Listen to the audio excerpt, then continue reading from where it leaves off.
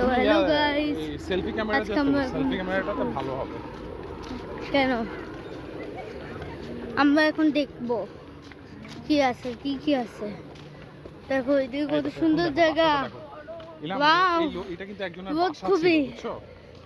এই চিন্তা করে এত বড় বাসা সারাদিন হ্যাঁ কোনখানে কে জায়গায় আছে।